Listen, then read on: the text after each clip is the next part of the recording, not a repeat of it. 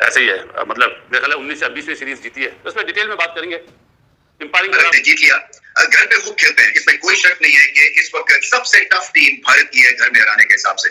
मगर लिटन दास जो है इतने बुरे तरीके से पाकिस्तान के बॉलर्स को मार रहा था, चाहे स्पिनर हो चाहे फास्ट बॉलर्स हो, क्योंकि कानपुर में टेस्ट मैच था, T10 था, T10 बना लिया हुआ था इंडिया टीम ने, क्योंकि जीतना बड़ा जरूरी था, पॉइंट हासिल करना बड़ा जरूरी था वर्ल्ड टेस्ट चैंपियनशिप के।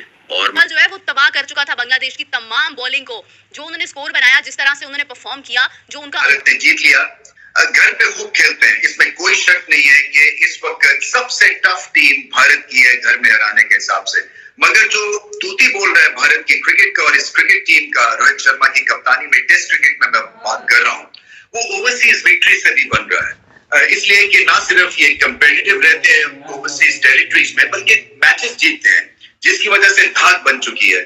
सो बांग्लादेश को बहुत कुछ करना था ऐसी कामयाब टीम के खिलाफ, उनको टफ टाइम देने के लिए, क्योंकि टेस्ट मैच जीतना तो एक ड्रीम ही हो सकती है किसी भी विजिटिंग टीम की आजकल, मगर टफ टाइम एक आधे सेशन में जरूर दिया, मगर उसके बाद इतनी कैपेसिटी नहीं थी कि वो भारत को चैलेंज कर सके over a period of 5 days. So देखिए कि किस तरह से बॉलर्स ने साथ दिया रोहित शर्मा के इस विक्ट्री में। पहली इनिंग्स में फास्ट बॉलर्स छा रहे, दूसरी इनिंग्स में स्पिनर्स छा रहे, और टेस्ट मैच कमाल का था रवि अश्विन का, घर में खेल के 100 भी करना और 6 विकेट्स भी लेने, कमाल की महारत और कमाल की ऑलराउंड एहलियत है। शायद इनको उस तरह का मुकाम क्रिकेट में नहीं मिला है जिस तरह के मिलना चाहिए एक ऑलराउंडर की हैसियत से, क्योंकि अगर रिकॉर्ड्स पे जाएं तो रवि अश्विन किसी से कम नहीं है। मौके पे सेंचुरी, मौके पे विकेट्स, और ज्यादा भाव नहीं खाते हैं, विकेट लेके कोई ड्रामा नहीं करते हैं, सेंचुरी करके कोई ड्रामा नहीं करते हैं, हर चीज स्ट्राइक में लेते हैं। 12th मैन भी जब इनको बनाया जाता है या टीम से बाहर किया जाता है तो कोई नाज नखरे नहीं है, अंडरस्टैंड करते हैं टीम की सिचुएशन को, अपनी रिस्पॉन्सिबिलिटी को समझते हैं, और जब भी मौका मिलता है बहुत ही खूब खेलते हैं। और यही एक प्रोफेशनल क्रिकेटर कर सकता है। बहुत सारी चीजें सीखने वाली है अश्विन से, कि जब आपको मौका मिले आप प्रूव करें कि आपको अगली दफा बाहर करना या टीम से निकालना बहुत मुश्किल काम होगा। तो इसी तरह से अपना केस बार बार लड़ते हैं और अपना केस बार बार बनाते हैं, जिसकी वजह से इनके बहुत सारे फैंस हैं। सो आपको ड्रामे के बगैर भी एक क्रिकेटर ऐसा दिखता है। ऐसे ही है, मतलब मेरे ख्याल 19 या 20वीं सीरीज जीती है, तो उसमें डिटेल में बात करेंगे। एम्पायरिंग खराब हुई जी, मैं तो पूरे टूर्नामेंट में बोल रहा हूँ, अभी तो शामी और कुलदीप नहीं थे। कौन नहीं था? शामी और कुलदीप नहीं थे, लेकिन जी रिकॉर्ड पे रिकॉर्ड बने। फास्टेस्ट 50 तो फास्टेस्ट 100 तो फास्टेस्ट 200, और 2 दिन में मैच खत्म। छक्कों की बारिश, चौकों की बारिश, ऐसे ही हुआ ना। लेकिन जी बहुत बहुत फर्क है, बहुत फर्क है। बूम बूम ने 3 आउट करे, अश्विन भाई 3, जडेजा देखा बगैर मैचअप के खब्बे को आउट कर दिया ना। कहाँ गए डेटाबेस, सो रहे थे अभी।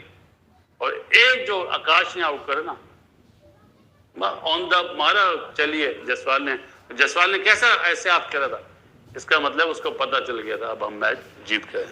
ये थी जी, सीधी सी बात है। फील्डिंग टॉप क्लास फील्डिंग करी है जो होनी चाहिए थी, और बैट शॉट बाय शांतु मियां और शादमान।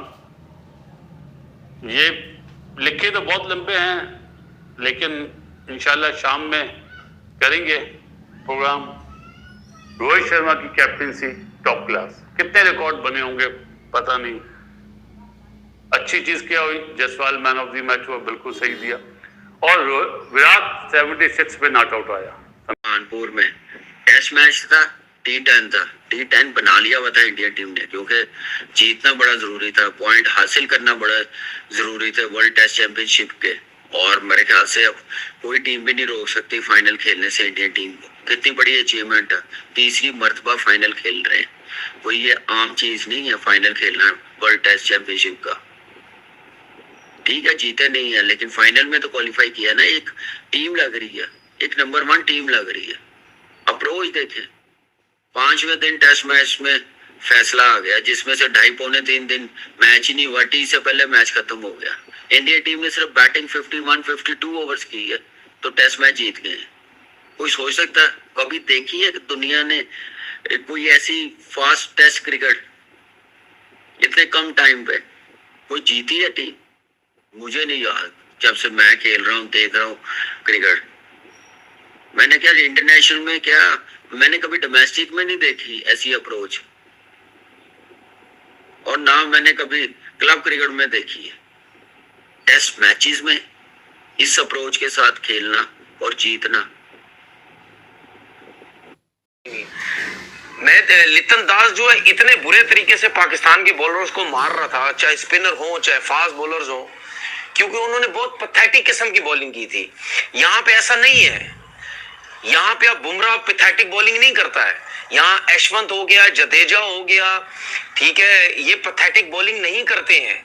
इनको इतना आसान नहीं है जो है वो रन्स करना, जिसकी वजह से आउट हो गई पूरी टीम। और जब जडेजा को 28वें ओवर में लाया गया, जब बांग्लादेश का 28वां ओवर था, तो मैं उससे पहले यही सोच रहा था, जब मैच देख रहा था, मैं यही सोच रहा था यार रोहित शर्मा इतना लेट क्यों कर रहा है।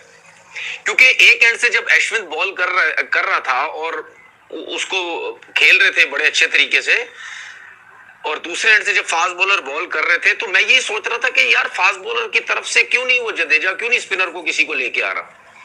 क्योंकि एक तो बॉल ब्रेक भी हो रहा था यशवंत का, उसके बाद जब पैचेस वगैरह भी वो यूज अगर करे तो उससे बड़ा फायदा हो सकता था। लेकिन वो आया, जैसे ही आया उसने पहले ओवर में आउट किया, उसके बाद एकदम से उसने 3 विकेट्स ले लिए।